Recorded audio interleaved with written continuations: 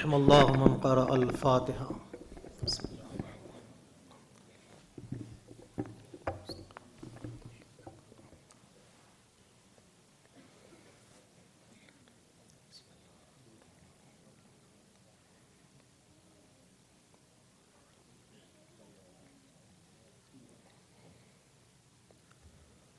لا حول ولا قوة إلا بالله العلي العظيم.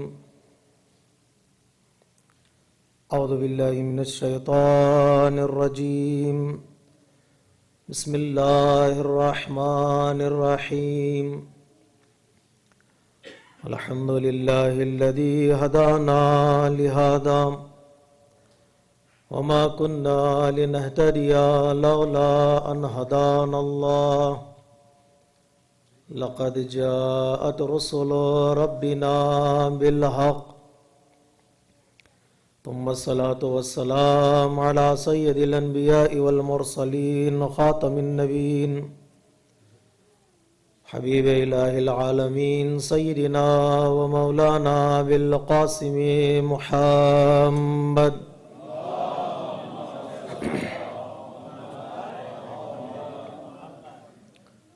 وعلى أهل بيته الطيبين الطاهرين المظلومين المعصومين الميامين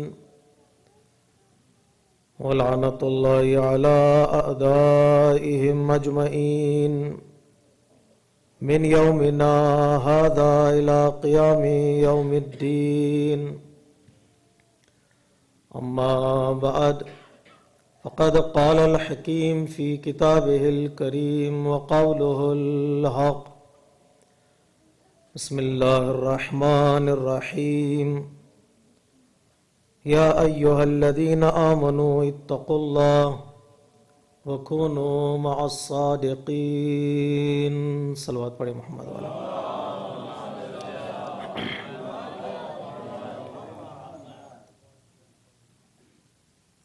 عزیزان محترم، پروردگار عالم قرآن مجید میں انسان کی خلقت اور انسان کے کمال اور اس کے عشق بے کمال کی طرف اشارہ کرتے ہوئے ارشاد فرماتا ہے کہ صاحبان ایمان کے لیے ضروری ہے کہ وہ اس دنیا میں تقوی الہی اختیار کرتے ہوئے ان لوگوں کے ساتھ ہو جائے جو صادقین ہیں.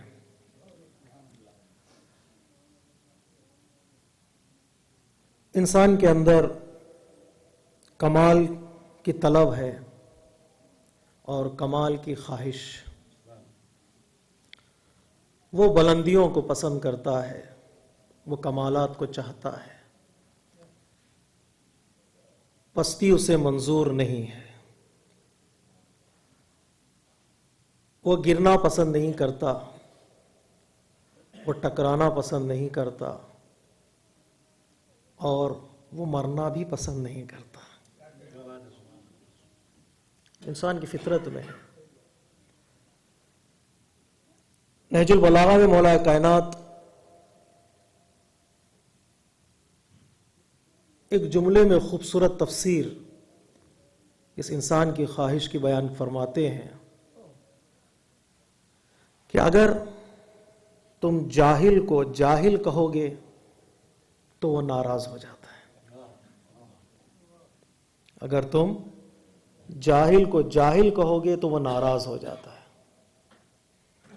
یعنی وہ نہ جانتے ہوئے بھی یہ پسند کرتا ہے کہ لوگ اسے جانکار سمجھیں. وہ نہ پڑھتے ہوئے بھی لوگ پسند کرتا ہے کہ لوگ اسے پڑھا لکھا کہیں. وہ عالم نہیں ہے لیکن علماء کے زمرے میں بیٹھنا پسند کرتا ہے. وہ جانتا نہیں ہے لیکن کچھ کہنا اسے پسند ہے، بولنا اسے پسند ہے. کاش کہ جو بولنے والے ہیں وہ بولیں، جنہیں بولنا نہیں آتا ہے وہ نہ بولیں. اس لیے پیغمبر اسلام نے فرمایا کہ اگر جاہل خاموش ہو جائے تو امت میں کبھی اختلاف نہ ہو. کمال کا خواہش مند ہے انسان، وہ چاہتا ہے بلندی کی طرف جائے، اور راستہ پروردگار عالم نے اس کے لیے فراہم کیا ہے۔ ایسا نہیں کہ اسلام میں کوئی ڈیڈ اینڈ ہے کہ اس کے آگے انسان نہیں بڑھ سکتا، آگے چلنے کے لیے اسلام میں کوئی ڈیڈ اینڈ نہیں ہے، اوپر جانے کے لیے انسان کے لیے کوئی چھت نہیں ہے۔ پروردگار عالم نے انسان کو ہر رخ سے کمال تک پہنچنے کے اسباب فراہم کیے ہیں۔ خود اس کو پروردگار عالم نے کمال کا پیدا کیا ہے۔ غور کیجئے گا میرے عزیزو، انشاءاللہ ہماری منزل آگے بڑھے گی۔ خود انسان کو پروردگار عالم نے ایک کمال کی مخلوق پیدا کی، خوبصورت۔ سورہ 3 میں پروردگار عالم نے ارشاد فرمایا وَلَقَدْ خَلَقْنَا الْإِنسَانَ فِي أَحْسَنِ تَقْوِيمٍ۔ اے انسان ذرا خود کو آئینے میں دیکھ کہ تو کتنا خوبصورت ہے۔ ہم نے تیرے اعضاء، تیرے جوارح، تیرے بدن کے پارٹس کو ہم نے خوبصورت انداز میں پیدا کیا ہے۔ جہاں ناک ہونا چاہیے وہیں پر ہے، جہاں آنکھوں کو ہونا ہے وہیں پر ہے۔ اگر ذرہ برابر جگہ بدل کر دیکھیں تو انسان کارٹون بن جاتا ہے۔ غور کیجئے گا، لَقَدْ خَلَقْنَا الْإِنسَانَ فِي أَحْسَنِ تَقْوِيمٍ۔ ایک تفسیر یہ ہے کہ انسان کا بدن خوبصورت ہے، انسان کا چہرہ خوبصورت ہے۔ ایک تفسیر یہ ہے کہ نہیں، انسان کا ذہن خوبصورت ہے، اس کی سوچ خوبصورت ہے، اس کی فکر خوبصورت ہے۔ وہ سوچتا ہے تو ایسا لگتا ہے کہ کائنات میں سب سے بلند ہے، وہ غور و فکر کرنے لگتا ہے تو ایسا لگتا ہے وہ سب سے اچھی مخلوق ہے پروردگار عالم کی۔ تو پروردگار عالم نے انسان کو پیدا کیا خوبصورت اندام و اعضاء و جوارح کے ساتھ اور خوبصورت نعمتوں کے ساتھ۔ اسے عطا کیا سوچ کی طاقت، فکر، عقل، دل۔ یہ دوسرے حیوانات میں نہیں ہے۔ اگرچہ انسان جاہل پیدا ہوتا ہے، انسان دوسرے حیوانات کے مقابل میں جاہل پیدا تو کچھ بھی نہیں معلوم ہے انسان کو۔ آپ نے دیکھا ہوگا کہ اگر آپ شیر کے آگے گھاس کو رکھ دیں تو زندگی بھر نہیں کھائے گا، لیکن بکری کے آگے گوشت کو رکھ دیں تو کبھی منہ نہیں لگائے گی، اس لیے کہ شیر کو پتا ہے گھاس میرے لیے نہیں ہے، بکری کو پتا ہے گوشت میرے لیے نہیں ہے۔ لیکن ایک ڈائبٹک کے آگے آپ میٹھا رکھیے وہ ضرور کھائے گا۔ انسان کے آگے آپ میٹھا رکھیے، بیمار ہے اس کو پتا ہے، لیکن اس کے آگے رہے میٹھا رکھیے، وہ سوچ کے کھا لے گا چلو تھوڑی دیر کے بعد دوائی لے لیتے ہیں۔ حیوانات کے طور اندر فطری طور پر علم ہے، وہ علم سے ذرہ برابر ہٹتے نہیں ہیں، لیکن انسان جاہل پیدا ہوتا ہے، اسے علم نہیں ہے، علم آ کر آہستہ آہستہ حاصل کرتا ہے۔ لیکن جو کمال اس کے اندر ہے وہ سوچ کا کمال ہے، وہ عقل کا کمال ہے، اس کی فکر کا کمال ہے۔ حدیث میں ہے مولا کائنات پیغمبر اسلام فرماتے لو کان للعقل شخصا لکان علی۔ اگر عقل کا ایک پیکر ہوتا، عقل کا ایک جسم ہوتا، عقل کی ایک باڈی ہوتی، ایک انٹیلیکٹ کی باڈی ہوتی، تو اس باڈی کا کیا نام ہوتا؟ غور کیجئے گا میرے عزیز، اب یہاں تک پہنچ گئے ہیں تو میں چھپانا نہیں چاہتا، کوئی چیز اپنے ذہن میں نہیں رکھنا چاہتا، میں بتا دوں لو کانت لحسن شخصا لکانت فاطمہ، لو کان لعقل شخصا لکان علی۔ اگر حسن کا پیکر ہوتا تو اس کا نام ہوتا فاطمہ، اگر عقل کا جسم ہوتا تو اس کا نام ہوتا علی۔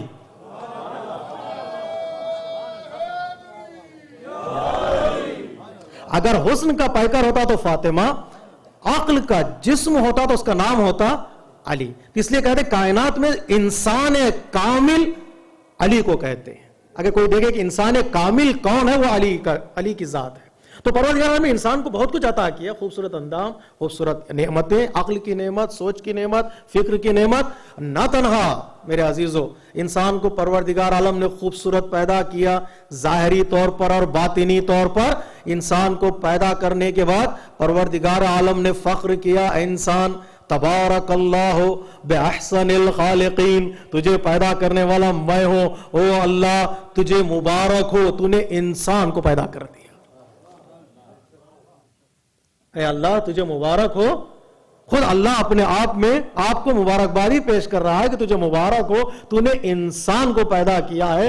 یہ اس کا جسم گوشت کا ہڈیوں کا ڈھکوسلا ایک سانچہ ہے، لیکن یہ بولتا ہے، یہ سوچتا ہے، یہ دیکھتا ہے، پلاننگ بناتا ہے، یہاں تک کہ وہ خدا کے مقابل میں بھی کھڑے ہو جانے کے لیے تیار ہو جاتا ہے۔ صلوات پڑھیے محمد و آل محمد۔ دیکھیں احسن الخالقین یعنی خدا مبارکباد پیش کرا یہ انسان جسے اللہ نے گوشت سے، ہڈیوں سے، خون سے بنایا، جس کے جسم سے روح نکال لی جائے تو اس کے جسم کا کوئی خریدار نہیں ہوگا. ایک سائنٹسٹ کہتا ہے کہ انسان کے بدن سے روح نکل جائے تو انسان کے بدن کی قیمت $2 ہے. انسان کے بدن کی قیمت $2. ان ممالک میں وہ بھی نہیں ملے گا. اگر آپ باہر رکھ دیں گے باڈی کو، جب روح نکل جائے تو ہمیں پیسے دینے پڑیں گے کوئی اٹھا کے لے جائے، اس کی وہ بھی قیمت نہیں ہے. اللہ اکبر. اے انسان، مولا کرام فرماتے ہیں اے انسان اس پر غرور نہ کر، اپنے جسم پر، اپنے باڈی پر کبھی غرور نہ کر، اس لیے کہ اگر روح نکال لے پروردگار تو اس کی کوئی قیمت ہی نہیں ہے. نہ تنہا دنیا میں کوئی قیمت ہے، اللہ کی نگاہ میں بھی اگر ایمان نہ ہو تو کوئی قیمت نہیں ہے. ہر نماز میں رکوع ہے، سجدہ ہے، لیکن نماز میت میں نہ رکوع ہے نہ سجدہ ہے. تجھے کھڑے کھڑے نماز پڑھے لوگ کھڑے کھڑے دفنا دیں گے. میں نے اشارہ کر دیا حدیث، کھڑے کھڑے نماز پڑھو، کھڑے کھڑے دفنا دو، نہ اس کے سامنے جھکو نہ اس کے سامنے سجدہ کرو. اس کی کوئی قیمت نہیں ہے مگر ایک اس کے اندر ایمان پایا جاتا، مگر ایک اس کی ایمان پایا. پھر بھی پروردگار عالم نے کہا نہیں، تبارک اللہ احسن الخالقین. خوبصورت شکل میں پیدا کیا، پیدا کرنے کے بعد فخر کیا، اور فخر کرنے کے بعد کہا پروردگار عالم نے قرآن مجید میں انسان سے ہم نے تمہیں خوبصورت پیدا کیا، خوبصورت نعمتیں. پوری توجہ چاہتا ہوں عزیزو، ایک حدیث کا ترجمہ کرنے جا رہا ہوں آج کی مجلس میں. خوبصورت پیدا کیا، خوبصورت نعمتیں عطا کی، اللہ نے تجھے پیدا کیا، اور اس کے بدلے میں اللہ تجھ سے یہ چاہتا ہے کہ تیرا عمل بھی خوبصورت سے خوبصورت ہو. یہ نتیجہ ہے قرآن کے آیتوں کا. ہم نے خوبصورت پیدا کیا، تیرا عمل بھی خوبصورت سے خوبصورت ہو. سورہ ملک میں پروردگار نے ارشاد فرمایا کیوں انسان کو پیدا کیا، کیوں انسان کو پیدا کیا اور موت کو کیوں انسان کے سر پہ رکھا. لِيَبْلُوَكُمْ أَيُّكُمْ أَحْسَنُ عَمَلًا. لفظ احسن پر توجہ کیجئے گا. سورہ 3 میں کہا ہم نے انسان کو احسن بنایا. پروردگار نے کہا میں احسن الخالقین ہوں، اس لیے کہ میں نے انسان کو پیدا کیا. پیدا کرنے والا احسن، پیدا ہونے والا احسن. اس احسن سے کیا چاہتا ہے پروردگار؟ عمل بھی احسن ہو. تیرا عمل بھی ایسا ویسا نہیں، احسن ہو. ایک ہے حسن، ایک ہے احسن. احسن یعنی بہت اچھا.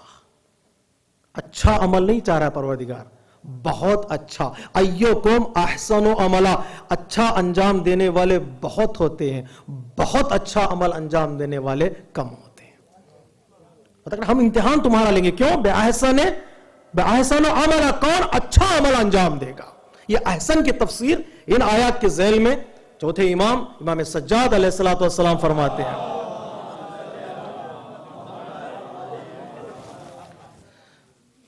امام فرماتے ہیں دیکھیں دنیا میں ایک ہے حسن عمل، ایک ہے احسن عمل. اگر آپ لوگ میرے ساتھ دیں گے تو آگے بڑھیں گے. گفتگو خوبصورت ہے، احسن کی گفتگو ہے، حسن کی گفتگو ہے. چند لمحے مجھے ساتھ دیجئے تاکہ نتیجہ آپ کے ہاتھ میں آئے. احسن عمل چاہیے پروردگار عالم، بہترین عمل. حسن عمل، احسن عمل.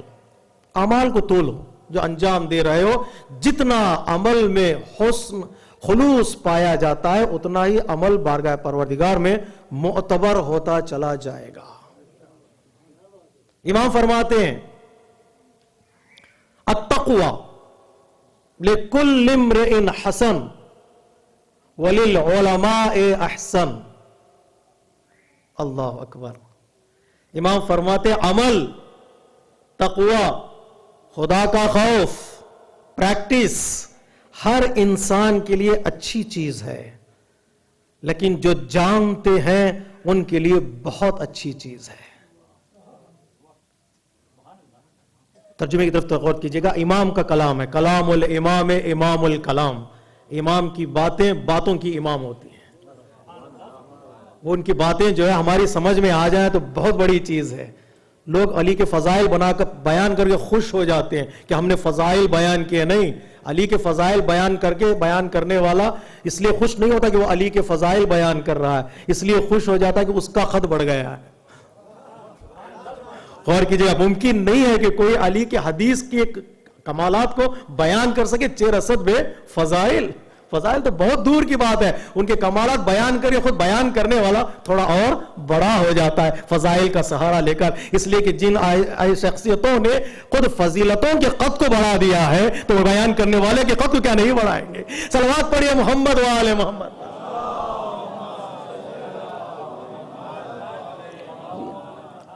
التقوى لكل امرئ حسن وللعلماء احسن.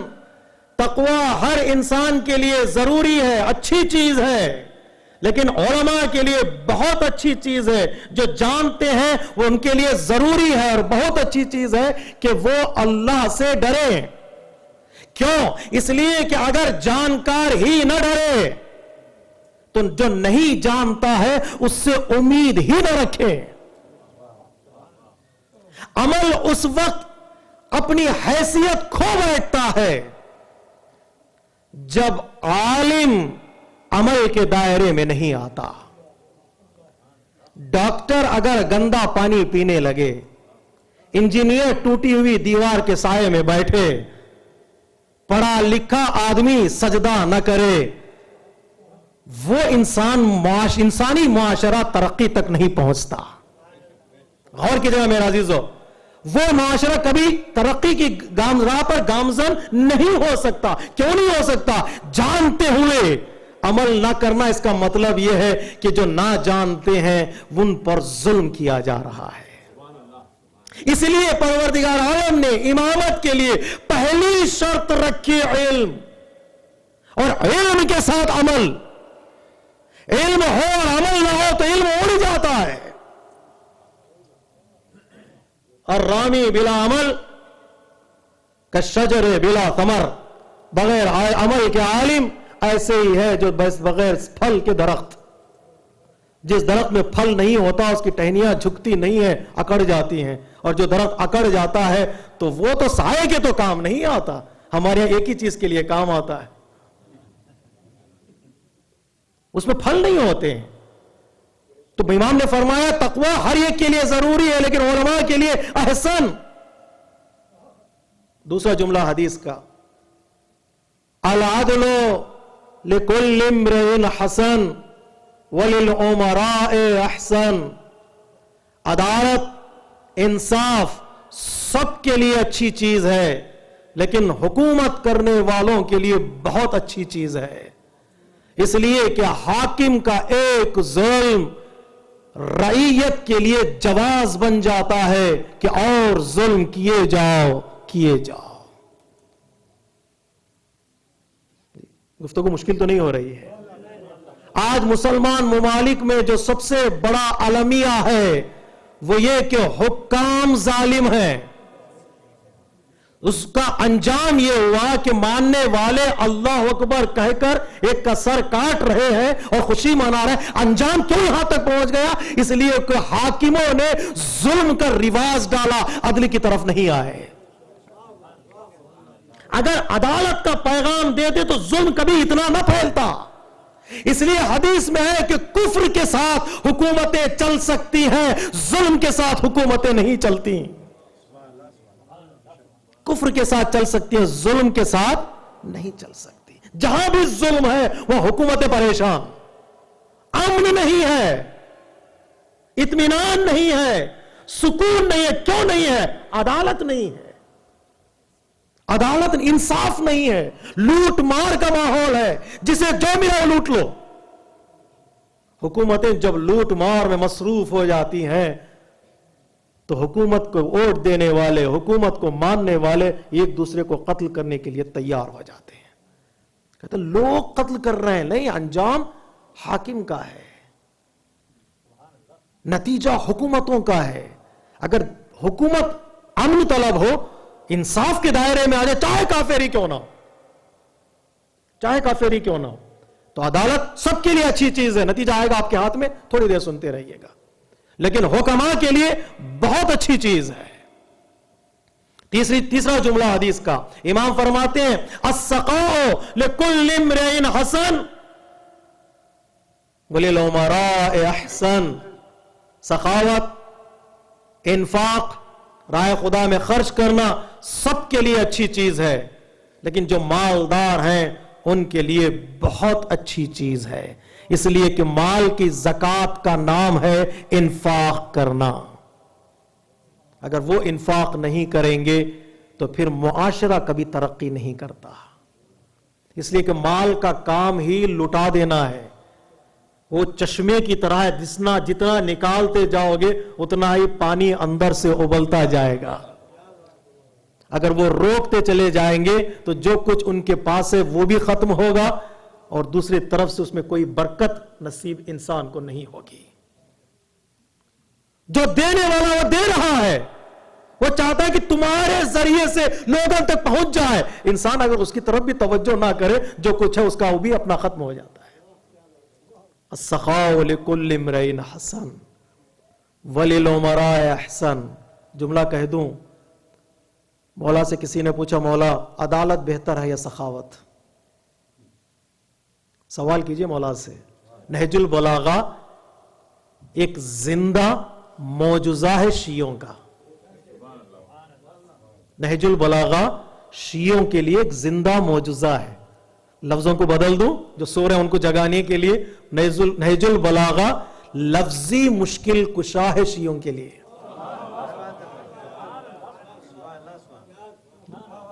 اگر اعتقاد کے ساتھ نہج البلاغہ کو پڑھا جائے تو ایسا لگتا ہے گویا آج بھی علی ہم سے بول رہے ہیں۔ تمہارے معاشرے میں مشکل ہے، کیا کرو مولا؟ نہج البلاغہ کے پوچھ لیا، سوال کرو، نہج البلاغہ جواب دے گی۔ نہج البلاغہ سے جواب طلب کرو۔ اس لیے مولا کائنات نے کہا، جو کچھ تمہارے معاشرے میں مشکلات پیدا ہو قرآن سے پوچھو، قرآن تمہارے مشکلات کا حل کرے گا۔ اگر قرآن تمہیں جواب نہیں دے پا رہا ہے، میرے پاس ہو، میں بتاؤں گا کہ قرآن کیا کہہ رہا ہے۔ اس لیے کہ علی یعنی قرآن کی زبان،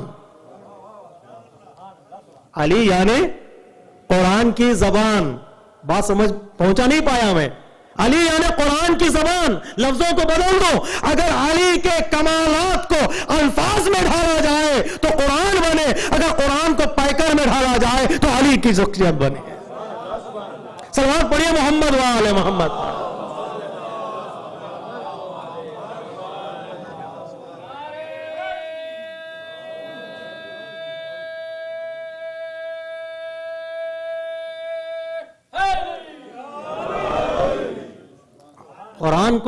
قرآن کا پیکر بنایا جائے، اس کا نام کیا ہوگا؟ علی۔ علی سے سوال کریں، مولا کہتے ہر سوال کا جواب۔ اسلام کسے کہتے ہیں، ایمان کسے کہتے ہیں، یہ کسی خطیب سے پوچھنے کی ضرورت نہیں ہے، مولا کائنات سے سوال کیجئے۔ ایمان کی تعریف وہی بتائے گا جو امیر المومنین ہو، اسلام کی تعریف وہ بتائے گا جس کی آنکھوں کے سامنے اسلام پلا بھڑا ہے، یقین کی تعریف وہ بتائے گا جس کو یقین کے آخرین مرتبے پر فائز ہو، تقوی کی تعریف وہ بتائے گا جو امام المتقین ہو۔ اس سے پوچھے تقوی کسے کہتے ہیں، یقین کسے کہتے ہیں، اسلام کسے کہتے ہیں، ایمان کسے کہتے ہیں۔ یوں ہی سوال کر لیا کسی سائل نے، مولا نہج البلاغہ میں ہے، اب جا سکتے ہیں، آج ہی رات دیکھ سکتے ہیں، مولا عدالت بہتر ہے یا سخاوت؟ عام طور سے لوگ پیسہ مانگتے ہیں، لیکن مولا کائنات عدالت مانگ رہے ہیں۔ مولا عدالت بہتر ہے یا سخاوت؟ مولا کائنات نے فرمایا سخاوت بہت اچھی چیز ہے، لیکن سخاوت سے بہتر ہے عدالت، انصاف کا۔ مولا وہ کیسے؟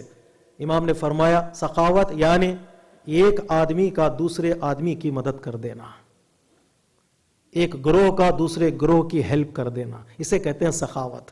عدالت یعنی معاشرے کی ہر ایک کی ضرورت۔ سخاوت محدود ہے، عدالت لامحدود ہے۔ اس لیے ہم سخاوت کی حکومت کا انتظار نہیں کر رہے ہیں، عدالت کی حکومت کا انتظار کر رہے ہیں۔ امام آئیں گے تو پیسہ نہیں بانٹیں گے، انصاف قائم کریں گے، کیونکہ انصاف کی ہر ایک کو ضرورت ہے، اس لیے انصاف کی حکومت کی ضرورت ہے۔ ہر ایک کی ضرورت ہے، انصاف انصاف انصاف انصاف، جہاں دیکھو انصاف کے طلبگار ہیں لوگ، تو آج انصاف والی حکومت چاہیے۔ امام آئیں گے عدالت پھیلائیں گے، پیسہ نہیں بانٹیں گے کہ ہمارے دروازے پر آؤ پیسہ لے جاؤ، نہیں، اب یہ عدالت کی حکومت، آخری حکومت جو ہوگی وہ عدالت ہے۔ مولا سخاوت بہتر ہے یا عدالت؟ مولا کائنات نے فرمایا سخاوت بہت اچھی چیز ہے، لیکن سخاوت سے بھی بہتر ہے عدالت۔ ایک قدم اور آگے بڑھائیں، مولا عدالت بہتر ہے یا احسان؟ مولا عدالت بہتر ہے یا احسان؟ مولا کائنات نے فرمایا عدالت سے احسان بہتر ہے۔ یہ دوسری کتاب میں ملے گا، نہج البلاغہ میں نہیں. غرر الحکم مولا کائنات کی کلمات کو جمع کیا ہے. عدالت بہتر ہے یا احسان؟ مولا کائنات نے کہا عدالت سے احسان بہتر ہے. کہا کیوں؟ عدالت یعنی تمہارا جتنا حق ہے اتنا لے لینا اور دوسرے کا جتنا حق ہے اتنا دے دینا، اسے عدالت کہتے ہیں. احسان یعنی کیا؟ جتنا حق ہے اس سے کم لینا، دوسرے کا جتنا حق ہے اس سے زیادہ دے دینا.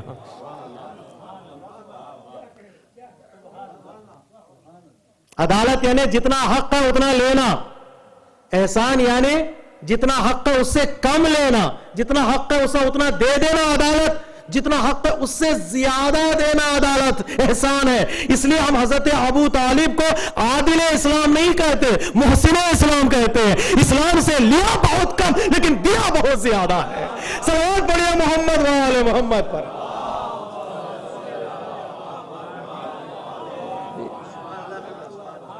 لیا بہت کم اسلام سے، دیا بہت کچھ زیادہ ہے. کیوں؟ اس لیے کہ اب یہ محسن اسلام ہے، عادل اسلام نہیں.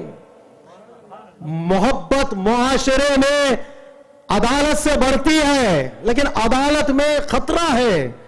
ایک قدم ادھر ہو گیا تو جھگڑا. عدالت میں گھریلو میاں بیوی کے درمیان اب عدالت قائم ہونا بہت ضروری ہے. قرآن کہتا ہے عدالت ہے میاں بیوی کے درمیان تو اچھا ہے.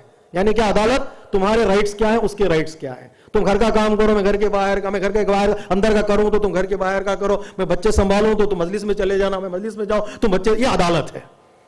یعنی لوگ لائن کھینچ دیتے ہیں، تمہارا کام کیا، میرا کام کیا. میاں بیوی کے درمیان عدالت کی دیوار قائم کرتے ہیں.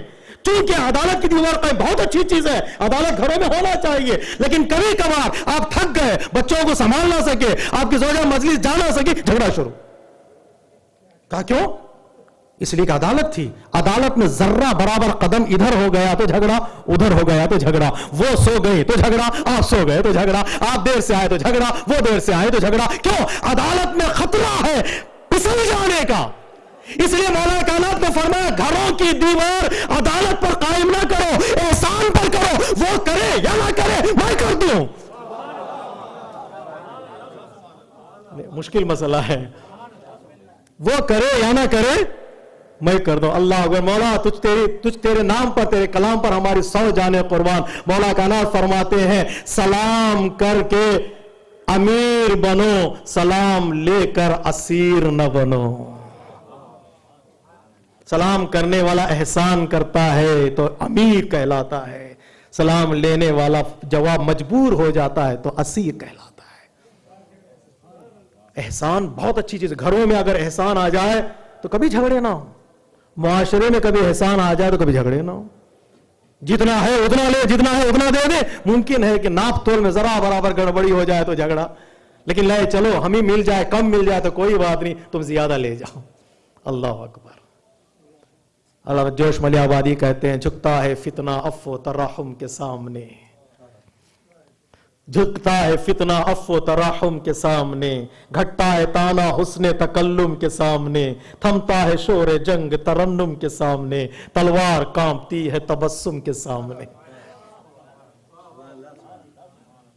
مشکل شعر ہے.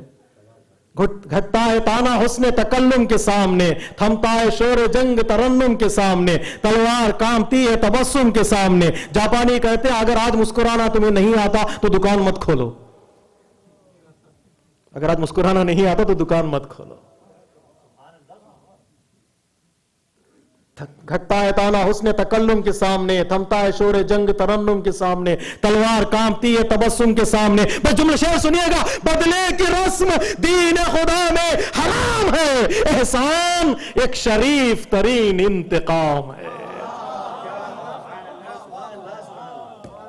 صلوات پڑھیے محمد و آل محمد.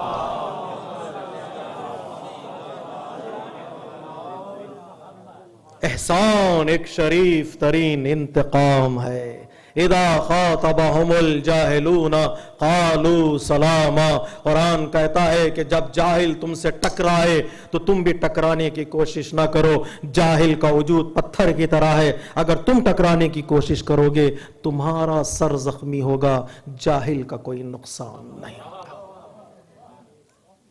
اذا خاطبهم الجاهلون، کیا کروں میں جب وہ مجھ سے ٹکرانے کی کوشش کرے، وہ مجھ سے ٹکر لینے کی کوشش کرے تو ایک ہی جملہ کہو، سلام علیکم۔ کون کہتا ہے لوگ تلوار سے مارتے ہیں؟ بھائی سلام بھی تو ایک تلوار ہے،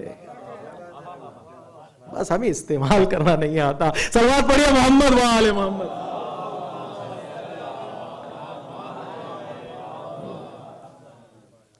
مولا عدالت بہتر ہے یا احسان؟ مولا نے کہا احسان بہتر ہے عدالت سے۔ اگر امامت، عرفانی گفتگو پسند کرتے ہیں، اگر امامت معاشرے تک آئے تو عدالت، اگر معاشرہ امام کے دروازے تک چلا جائے احسان۔ امام معاشرے میں آ جائیں گے تلوار لے کر پھر عدالت ہے، اگر معاشرہ امام کے دروازے تک چلا جائے تو وہاں احسان ہے۔ دروازے پر کھڑے ہو کر مانگنا شروع کرو، وہ یہ نہیں کہیں گے عدالت تمہارا حق کیا ہے، وہاں پر یہ پوچھیں گے تمہیں کتنا چاہیے لے جا۔ امام تلوار لے آئیں گے باہر حکومت کے لیے تو عدالت ہے، سب کو برابر بٹے گا، زبیر ہو یا طلحہ، ابن عباس ہو یا عقیل، اٹھائیے نہج البلاغہ، سب کو برابر ملے گا۔ عقیل نے کہا علی بیت المال سے کچھ مجھے اور دے دو، مولا نے کہا میں عادل ہوں، نہیں ملے گا۔ اصحاب باتیں کر رہے تھے مولا کائنات کے ساتھ، مولا کائنات نے جب دین کی گفتگو ہو رہی تھی چراغ روشن تھا، دین کی باتیں ختم ہوئی، پرسنل گفتگو شروع ہوئی، مولا کائنات نے کہا چراغ کو گل کر دو۔ مولا چراغ کیوں گل کر دے، اندھیرا کر دے؟ مولا نے فرمایا دین کا چراغ ہے، بیت المال کا چراغ ہے، جب تک دین کی گفتگو ہوتی رہے گی چراغ جلتا رہے گا، دین کی گفتگو ختم چراغ بند۔ اس لیے کہ بیت المال کا مال ہم اپنے ذات کے لیے گفتگو نہیں کر سکتے۔ مسجدوں کا بھی یہی حکم ہے، امام بارگاہوں کا بھی یہی حکم ہے۔ اگر حسین و حسینیت کی باتیں عزاخانے میں نہیں ہو رہی ہیں تو یہ لائٹ نہیں جل سکتی۔ لے جائیے جملے کو، مسجد میں اگر دنیاوی گفتگو شروع کرے، مکروہ ہے مسجد میں دنیاوی گفتگو۔ کیوں؟ لائٹ، بجلی کا نقصان، پانی کا نقصان، اور بیٹھے مسجد میں آپ اپنی ذاتیات کی گفتگو کریں، جب نکل جاؤ باہر سڑکوں پر، چاہے سردی ہو یا گرمی، چاہے سردی ہو یا گرمی، اگر اسلامی اصول کی پابندی ہو تو کتنا معاشرہ خوبصورت ہو جائے گا۔ صلوات پڑھیے محمد و آل محمد۔ ایک شخص کو دیکھا مولا کائنات نے، پانی چلا جا رہا ہے، نل سے پانی بہ رہا ہے، وضو کر رہا ہے۔ مولا کائنات نے فرمایا کیا کر رہے ہو؟ کہ مولا وضو بنا رہا ہوں، وضو کر رہا ہوں۔ مولا کائنات نے کہا نل کو بند کرو، بند کر لوٹے کا پانی بہ رہا ہے۔ اس نے کہا مولا وضو کر رہا ہوں۔ مولا کائنات نے فرمایا جتنا ثواب وضو کرنے میں ہے اس سے زیادہ ثواب اس مسجد کے پانی کے بچانے میں۔ تم سمجھتے میں وضو کر رہا ہوں تو وضو کا بہانہ لے کر پانی بہا دو؟ 3 چلو پانی چاہیے وضو کے لیے، تو لوٹا بہا رہا ہو، سوال کا جواب تمہیں دینا ہوگا۔ اسے کہتے ہیں عدالت، اسے کہتے ہیں عدالت۔ ہاں اگر سینٹر کو مدد ہی کرنا چاہو تو اس سے لو نہیں، اس کو دو۔ جملہ کہہ دوں، لے جائیے جملہ، مراکز کو مال دو، زندگی لے جاؤ۔ سینٹر کو مال دو، انفاق کرو، حیات لے جاؤ۔ اس لیے کبھی یہ سوچ کر مرکز میں نہ آنا کہ میں زندہ ہوں، مردے کی مجلس میں جا رہا ہوں، بلکہ یہ سوچ کر مجلس میں آنا میں دنیا کی رنگینیوں میں مر چکا ہوں، مجھے حیات چاہیے، مردہ ہو زندے کی مجلس میں جا رہا ہوں۔ یہ سوچ کر آنا کہ میں مر چکا ہوں، باہر زندے کی مجلس میں جا رہا ہوں۔ یہاں آؤ، مال خرچ کرو، حیات لے جاؤ۔ صلوات پڑھیے محمد و آل محمد پر۔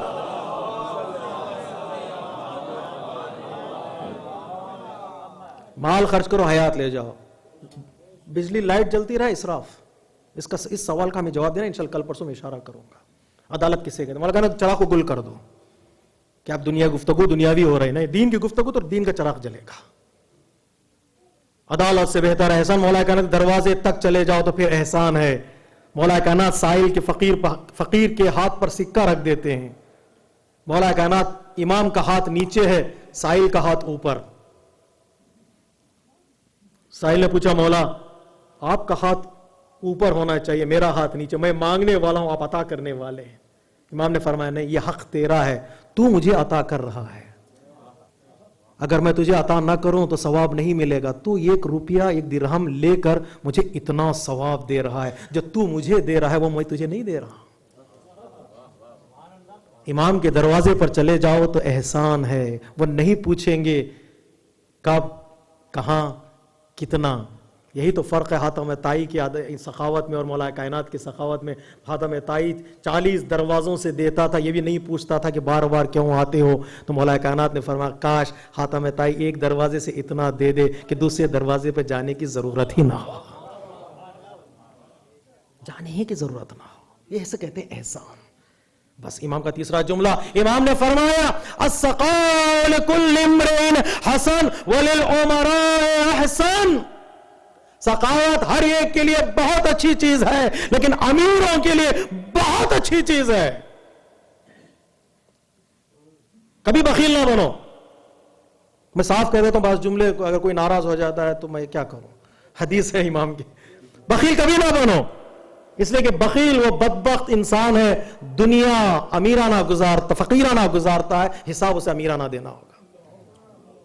قیامت دن اسے حساب, جتنا کمایا سب کا حساب لیں گے اس سے. ہاتھوں کو کھول دو, پیسہ جو دے رہا ہے وہ بار بار دے گا, بار بار دے گا. مولا کائنات کی خدمت میں ایک صحابی آیا, یا مولا میں فقیر ہوں مجھے مال دیجیے, میں بیمار ہوں مجھے شفا دیجیے, میں جاہل ہوں مجھے علم عطا کیجیے. میں فقیر ہوں مجھے مال, میں بیمار ہوں مجھے شفا, میں جاہل ہوں مجھے علم. مولا کہنا تھا فقیر ہو تو کسی سخی کے پاس جاؤ, بیمار ہو تو کسی طبیب کے پاس جاؤ, جاہل ہو تو کسی عالم کے پاس جاؤ. بڑا سیانہ تھا ساحل بھی, اس نے کہا مولا میں صحیح دروازے پر آ گیا ہوں, آپ سے بڑا کوئی سخی نہیں, آپ سے بڑا کوئی طبیب نہیں, آپ سے بڑا کوئی عالم نہیں. اچھے دروازے, صحیح دروازے پر میں پہنچ گیا ہوں. آپ ہی عالم ہیں مجھے علم دے دیجیے, آپ ہی طبیب ہیں شفا دیجیے, آپ ہی سخی ہیں مجھے فقیر کی نیاز کو دور کیجیے گا. ہر ایک کے لیے ضروری ہے سخاوت, لیکن امیروں کے لیے بہت ضروری ہے. چوتھا جملہ التوبۃ لکل امرئ حسن وللشاب احسن. توبہ استغفار سب کے لیے ضروری ہے, لیکن نوجوانوں کے لیے سوری ٹو سے بہت ضروری ہے, بہت ضروری ہے. برا توبہ نہیں کرے گا تو پھر کیا کرے گا, لیکن نوجوان کے لیے چاہیے کہ وہ اپنے اختیار کے ساتھ توبہ کرے, استغفار کرے. غلطیاں ممکن ہے, ٹھوکر ممکن ہے کہ وہ کہیں گر جائے. مفہوم سمجھتے ہیں گر جانے کا, لیکن گر جانے کے بعد غرور نہ کرے. گر جانے کے بعد اللہ کی بارگاہ میں سجدہ کرے اور کہے پروردگار تو مجھے معاف کر دے. جو توبہ میں جلدی کرتے ہیں ان کی حیات بڑھ جاتی ہے, استغفار میں جلدی کرتے ہیں ان کی حیات بڑھ جاتی ہے. جلدی کرو, بادر توبہ. مولا کہتے فرماتے ابھی قلم چل رہے ہیں, ہوائیں چل رہی ہیں, سانس چل رہی ہے, لکھنے والے لکھ رہے ہیں, توبہ کر لو. کہ ایسا نہ ہو جائے کہ قلم رک جائے, سانس رک جائے, حیات رک جائے, نہ توبہ کا وقت ملے گا نہ استغفار کا کوئی وقت ملے گا. ابھی کر لو, ابھی کر لو. ہر چیز کے لیے ٹالو کل کل کل, لیکن توبہ کے لیے پھر کل پہ مت ٹالو, اس لیے کہ پتہ نہیں ہے کہ موت کب آتی ہے. آج ہی توبہ کر لو. لِكُلِّ مِنْ التَّوْبَةُ لِكُلِّ امْرِئٍ حَسَنٌ وَلِلشَّابِ أَحْسَنٌ. توبہ ہر ایک کے لیے ضروری ہے, مرد ہو یا عورت, بوڑھا ہو یا جوان یا بچہ. لیکن نوجوانوں کے لیے بہت اچھی چیز ہے کہ وہ استغفار کرے, مصلی تک پہنچ جائے. پروردگار اس کے وجود پر ناز کرتا ہے. اے فرشتوں دیکھو نوجوان مصلی پر کھڑا ہے, دنیا کی رنگینیوں سے مقابلہ کر کے, دنیا کے فریب کاریوں سے مقابلہ کر کے, نفس سے جہاد کر کے مصلی پر آیا ہے. وہ مجبور ہو کر نہیں آیا ہے, اپنے اختیار کے ساتھ آیا ہے. دوست اسے کھینچ رہے تھے, رشتہ دار اسے کھینچ رہے تھے, برائیاں کھینچ رہی تھی, کلب کھینچ رہے تھے. وہ چاہتا تو اپنا وقت, اپنی زندگی انٹرنیٹ میں گزار سکتا تھا, غلط کاموں میں گزار سکتا تھا. اپنے نفس کے ساتھ جہاد کر کے وہ مصلی تک آیا ہے. میں اس کے وجود پر فخر کرتا ہوں.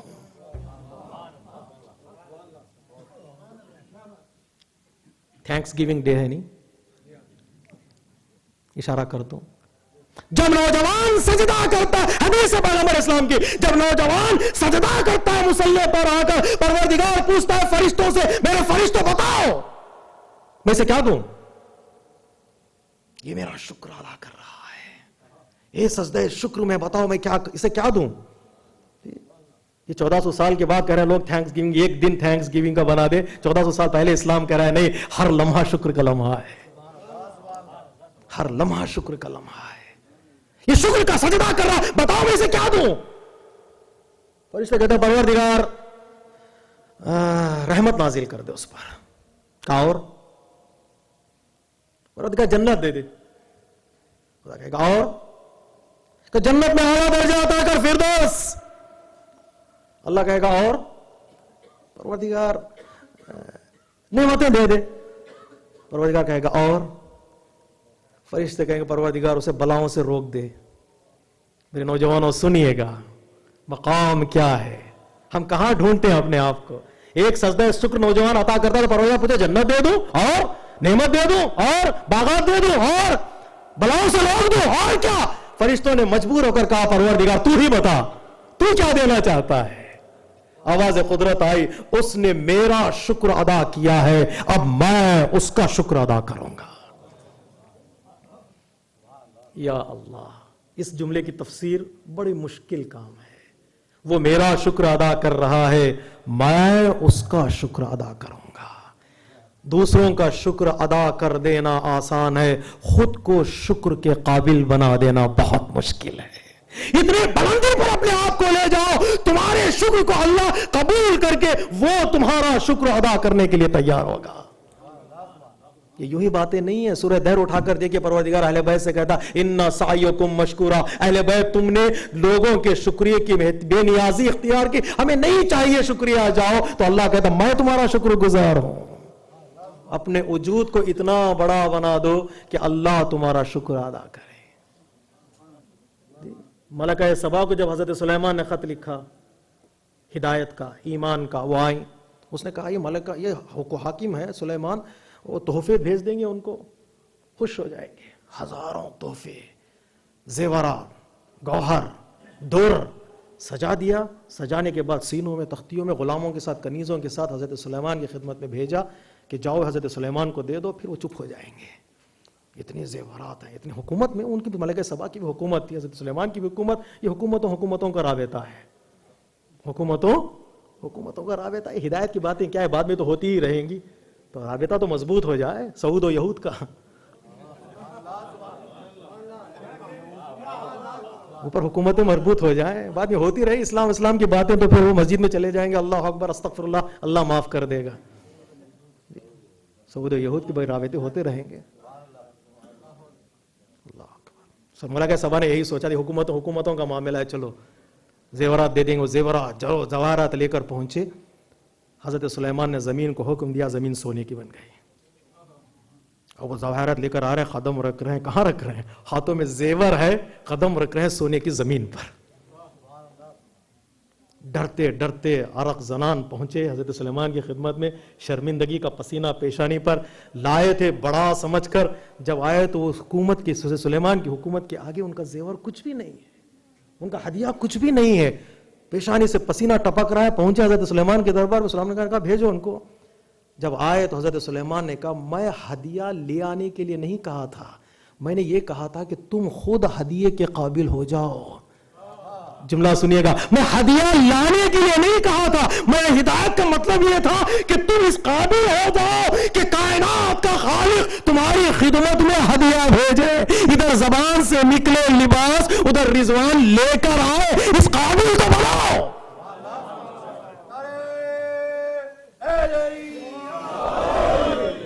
ہدیہ دینے کے لیے میں نہیں کہا تھا، ہدیہ کے قابل بنانا چاہ رہا تھا. انسان اپنے آپ کو اتنا بلند کرے کہ خدا کہے گا یہ ہدیے کے قابل ہو جائے گا، یہ ہدیے کے قابل ہو جائے گا. مولا کائنات کی بزم میں اصحاب بیٹھے ہوئے مولا کائنات کی زیارت میں مصروف ہیں، دیکھ رہے ہیں علی کے چہرے کو ثواب لوٹ رہے ہیں، دیکھ رہے ہیں علی کے چہرے کو ثواب لوٹ رہے ہیں. اچانک مرتبہ مولا کائنات نے کہا رک جاؤ، میرا ایک بندہ بھی گھر سے نکلا ہے، وہ مجھ سے ملنے کے لیے آ رہا ہے. اس کی خوشبو میری مشام تک پہنچ گئی. مولا کائنات سے پوچھا مولا وہ کون ہے؟ مولا کائنات نے کہا وہ میرا صحابی حجر بن عدی ہے، جس کی قبر کو ابھی مسمار کیا تھا ظالموں نے. جانتے ہیں فضیلت کیا ہے؟ وہ حجر بن عدی ہے، وہ اپنی گھر سے نکلا ہے مجھ سے ملنے کے ارادے سے، اس کی خوشبو میری مشام تک آ گئی ہے، اتنا بلند کر دو کہ اس کی خوشبو کو امام وقت محسوس کرنے لگے۔ شکر کے قابل بنو، حدیث کے قابل بنو، خوشبو کے قابل بنو کہ امام وقت اس کی خوشبو کو سونگھنے لگے۔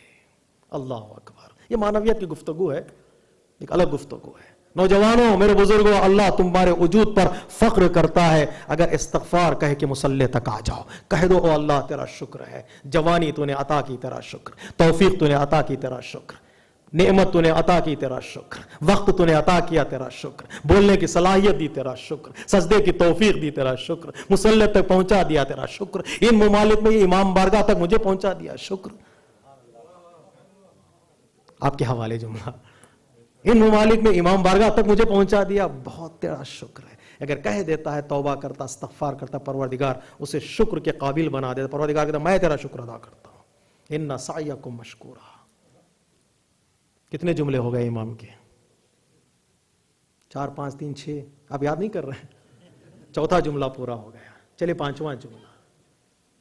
امام فرماتے ہیں لکل امرئ حسن، تقوی ہر ایک کے لیے ضروری، علماء کے لیے بہت ضروری، عدالت ہر ایک کے لیے ضروری، حاکموں کے لیے بہت ضروری، سخاوت ہر ایک کے لیے ضروری، امیروں کے بہت ضروری، تقوی توبہ ہر ایک کے لیے ضروری ہے، پر نوجوانوں کے لیے بہت ضروری ہے۔ الحیاء لکل امرئ حسن وللنساء احسن۔ حیا اور شرم اور عفت اور ماڈسٹی ہر ایک کے لیے بہت ضروری ہے، لیکن عورتوں کے لیے بہت ضروری ہے، اس لیے کہ ان کی آنکھوں سے جو پل کے نکلتا ہے وہ معاشرے کا ذمہ دار بنتا ہے۔ حیا سب کے لیے ضروری ہے، مردوں کے لیے بھی حیا ضروری ہے، عورتوں کے لیے بھی حیا ضروری ہے، لیکن عورتوں کے لیے بہت ضروری، اس لیے کہ ان کی آغوش بچے کا پہلا مدرسہ ہوتا ہے۔ ایک یونیورسٹی ہوتی، وہ آنکھ کھولتا ہے تو اسے چاہیے کہ کوئی ہو اسے جو اسے رٹوائے 5 12 14 72، کوئی ہو جو اسے سکھائے علی، کوئی ہو اسے سکھائے حسن۔ ایک عالم کا بڑا خوبصورت جملہ ہے، ہماری ماؤں کا بہت بہت شکریہ، ہم نے ماں باپ کا نام بعد میں سیکھا، علی و حسین کا نام پہلے سیکھا۔ صلوات پڑھیے محمد و آل محمد۔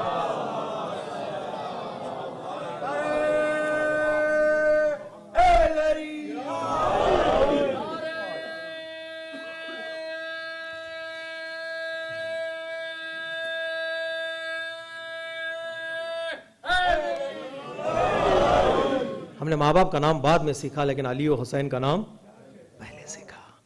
رضا سرسوی کہتے ہیں جانے کیسا ربط ہے ماں اور علی کے درمیان۔ پتہ نہیں بار بار کیوں میں ماں کی طرف آ جاتا ہوں۔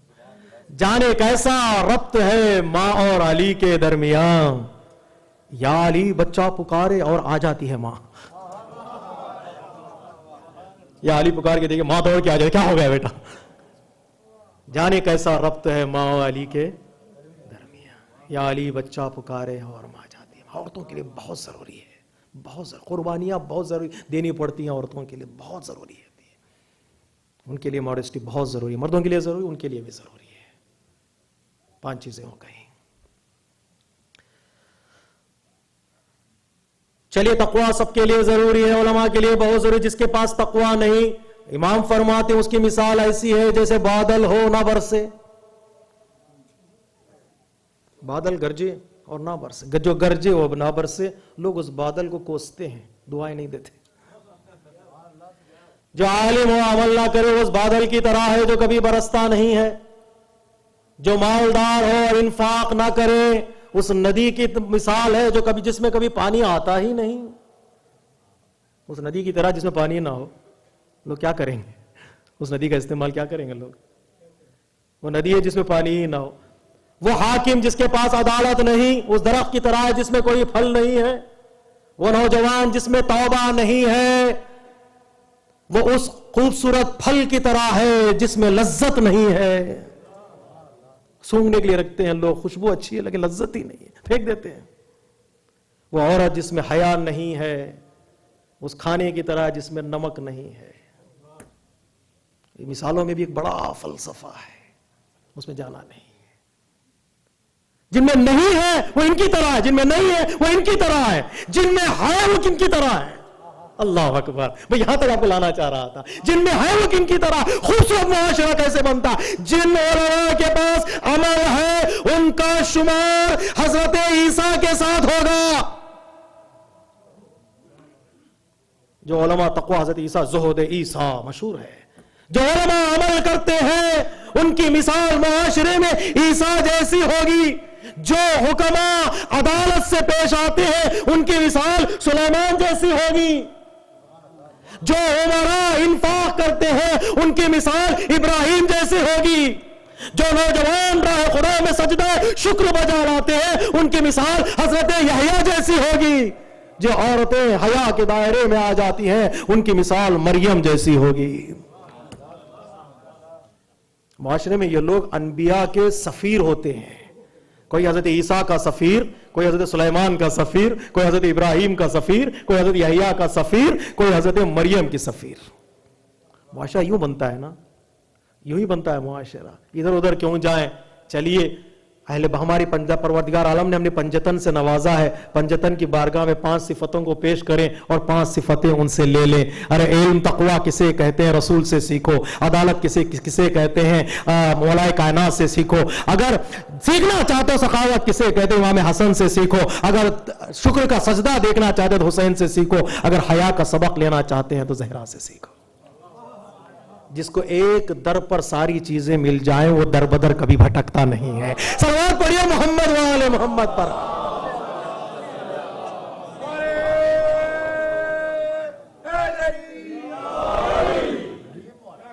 جسے ایک در سے 5 چیزیں مل جاتی ہوں کبھی در بدر نہیں. ابھی تقریر کامل نہیں ہوئی. یہ حدیث امام ہے, حدیث امام مکمل. امام نے فرمایا احسن احسن احسن احسن احسن. قدرت نے اس احسن کو 2 حصوں میں تقسیم کیا. ایک کا نام حسن رکھا, دوسرے کا نام حسین. کائنات کی ساری خوبیوں کو, کائنات کے سارے حسن کو قدرت نے 2 حصوں میں تقسیم کیا. ایک کا نام حسن رکھا, دوسرے کا نام حسین. ایک صلح کا امام, دوسرے جہاد کا امام. ایک صلح کا پیکر, دوسرے شہادت کا پیکر. ایک صبر کی تصویر, دوسرے سجدے کی تصویر. 2 حصوں میں تقسیم کیا. حسن اور حسین ان دونوں کو ملا کر ایک لفظ بنایا, ہو گیا حسنین. اگر کائنات کا حسن چاہتے ہو تو حسنین کے دروازے پر آ جاؤ. کب جنگ کرنی چاہیے, کب صلح کرنی چاہیے, ان کے پاس ہو, آ جاؤ. یہ بتا دیں گے کب صلح کرنی چاہیے, کب جنگ. مسلمانوں کو پتہ نہیں چلا, جہاں صلح کرنی تھی وہ جنگ کر بیٹھے, جہاں جنگ کرنی تھی وہ صلح کر بیٹھے. جب جنگ اور صلح کا موقع بدل جاتا ہے تو پٹتے ہیں. مسلمانوں آج بھی اگر تمہیں جاننا چاہتے ہو کب جنگ کرنی چاہیے کب صلح, تو حسنین کے دروازے پر آ جاؤ. وہ بتا دیں گے کب صلح ضروری ہے اور کب جنگ. کائنات کے حسن کو 2 حصوں میں بانٹو. ایک کا نام حسن ہوگا, دوسرے کا نام حسین ہے. کیوں صلح کی, کیوں جنگ؟ ایک شاعر نے بڑے خوبصورت انداز میں کہا ہے. کبھی کبھی شعر جو ہے مکمل تفسیر بیان کر دیتا ہے. کب جنگ صلح کرنی چاہیے, کب جنگ. انہوں نے صلح کیوں کی, انہوں نے جنگ کیوں کی. حسن نے صلح کیوں کی, حسین نے جنگ کیوں کی. حسین صلح کر لیتے تو کیا ہوتا, حسن جنگ کر لیتے تو کیا ہوتا. یاسر قادری کی ایک تقریر ہے یوٹیوب پر, اس نے انگریزی میں تقریر کی, کربلا کی ہسٹری اس نے بیان کیا. انگریزی میں بیان کرتا ہوا کہتا آج ہمارے لیے امام حسن بہت اچھے لگتے ہیں کہ آپ نے صلح کی ہے. میں نے کہا ماشاءاللہ, کم از کم چلو 1400 سال کے بعد صحیح ایک حسن کے دروازے تک تو پہنچے ہیں. اگر پہلے ہی پہنچ جاتے تو پتا چلے تھا کب صلح کرنی چاہیے کب جنگ. اتنا امت کی درگت نہ ہوتی. وہ صلح کیوں کرتے ہیں, وہ جنگ کیوں کہتا ہے, جنگ کرتے ہیں کیوں کرتے ہیں, صلح کیوں کرتے ہیں. شاعر نے کہا نیر بجز حسین و حسن کائنات میں کس کے لیے بہشت سے بھیجے گئے لباس. نیر بجز حسین و حسن کائنات میں کس کے لیے بہشت سے بھیجا گیا لباس.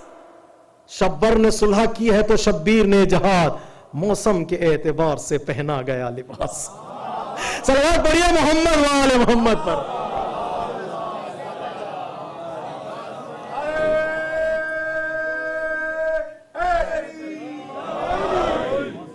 शब्बर ने सुलह की है तो शब्बीर ने जहाद, मौसम के एतबार से पहना गया लिबास। कब सब्र करना चाहिए और कब सजदा, कब सजदा, कब सुलह करना चाहिए, कब जहाद। हसन ने कहा अब सुलह करो, हुसैन ने कहा अब जहाद करो। दोनों ने दो पैगाम दिए। हसन ने सब्र का पैगाम दिया, हुसैन ने सजदे का पैगाम दिया। सैयद साजिदीन ने उन दोनों के पैगाम को उठाया, सब्र और सजदे को मिला दिया। अगर मजलिस का नतीजा आपके हाथ में पहुंच गया है तो दुआएं कीजिएगा। हसन ने सब्र किया, हुसैन ने सजदा किया। सैयद सज्जाद ने सब्र को लिया, सजदे को लिया, दोनों को मिला दिया। करबला के बाद सब्र के साथ सजदा किया, सब्र के साथ सजदा किया। जुल्म कहता था करो आह कि जल जाए जहां, जुल्म कहता था करो आह कि जल जाए जहां, सब्र कहता था नहीं सैयद सज्जाद नहीं, सब्र किया। हसन दोनों देखिए तारीख इस्लाम में सैयद सज्जाद की शख्सियत आईनी गवाह है सुलह हसन की और जहाद हुसैन की। ज़हन नाक़िस में बात आई थी, मैंने पेश कर दिया। अब जाइए सोचिए, आईनी गवाह है सैयद सज्जाद। 10 साल 20 साल सुलह हसन के साथ रहे, वाक़े करबला में साथ रहे, अपनी आंखों से सुलह हसन को भी देखा, जहाद हुसैन को भी देखा। जो नतीजा सैयद सज्जाद ने निकाला करबला के बाद, मुझे अब 2 काम करने हैं, एक सब्र ताकि दुश्मन कामयाब ना हो जाए, दूसरे सजदा ताकि खुदा भुलाया ना जाए। सब्र और सजदा बहुत जरूरी है। कितने सजदे किए, कितने सजदे किए, कितने सजदे, कोई बयान नहीं कर सकता। सज्जाद इसलिए कहते हैं कि आपने बहुत सजदे किए, सिग़ा मुबालगा, बहुत सजदे करने वाला सज्जाद। क्यों सजदे करते थे? नेमत मिली तो सजदा। बहुत आसान है नेमत पर सजदा करना, शायद हम भी कभी कर लेते हैं। करबला की मुसीबत पर भी सैयद सज्जाद ने सजदा किया। बलाओं पर सजदा करने वाला अगर कोई मिल सकता है सैयद सज्जाद। कितने सजदे के कोई बता नहीं सकता, कोई बता नहीं सकता, कोई बता सकता। नातवानी जिस्म की सजदे में सर, गर्दन में तौक। नातवानी जिस्म की सजदे में सर, गर्दन में तौक। क्या किया सैयद सज्जाद ने, क्या किया सैयद सज्जाद? ऐसे आलम में कोई सजदा करता है, सजदा करके बताया परवरदिगार तू बुलंद है, तो और भी बुलंद है। नातवानी जिस्म की सजदे में सर, गर्दन में तौक, कायनाते बंदगी में इनकलाब आने लगा, कायनाते बंदगी में इनकलाब आने लगा। चीख उठे सजदे के बस, ऐ सैयदे सज्जाद बस, मस्जिदों को खैत खाने से हिजाब आने लगा। खैत खाने में इतने सजदे किए कि मस्जिदें पुकार उठी कि खैत खाना खुद मस्जिद बन गया। मस्जिद यानी क्या? जहां सजदा किया जाता है, जहां सजदा किया जाता है। ज़ैनब ने जलते हुए खैमे से सैयद सज्जाद को निकालकर इमारत को बचाया, और खैत खाने में सैयद सज्जाद ने मुसलसल खाके शफा पर सजदे करके दीन को महफूज किया, दीन को महफूज किया। 2 कदम ज़ैनब ने चलकर 2 कदम सज्जाद ने।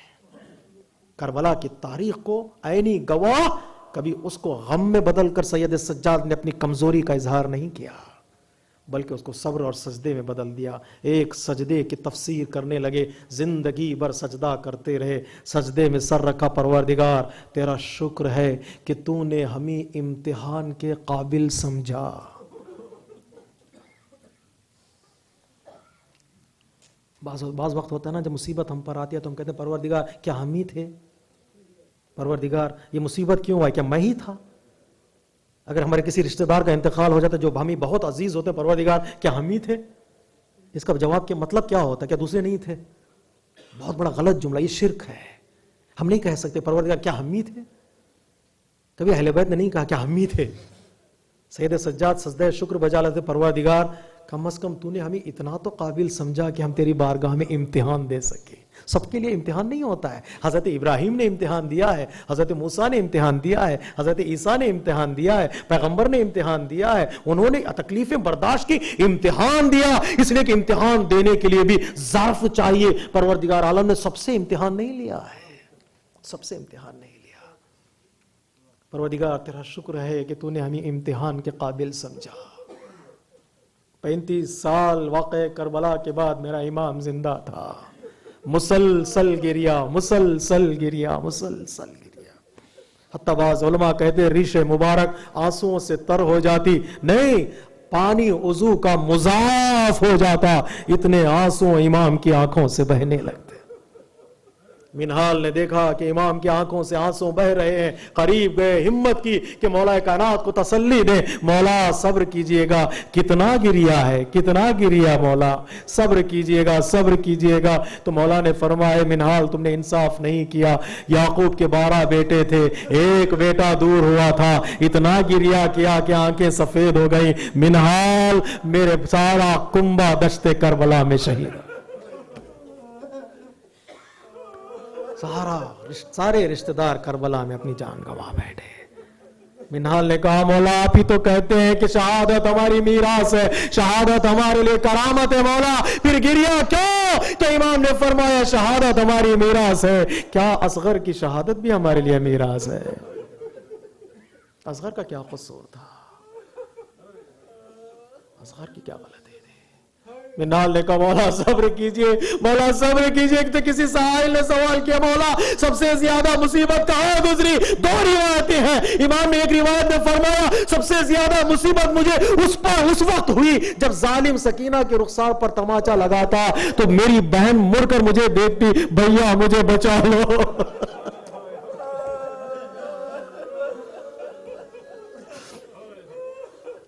یہ بچی مجھے مڑ کر دیکھتی کہ بھیا بچا لو. ارے بھائی زندہ تھا, اپنی بھائی کو بچا نہ سکا, ہاتھوں میں ہتھکڑیاں, پیروں میں بیڑیاں, گلے میں خاردار توپ. دوسری روایت یہ کہ کسی نے پوچھا مولا سب سے زیادہ مصیبت کہاں گزری؟ تو سید سجاد نے 3 مرتبہ کہا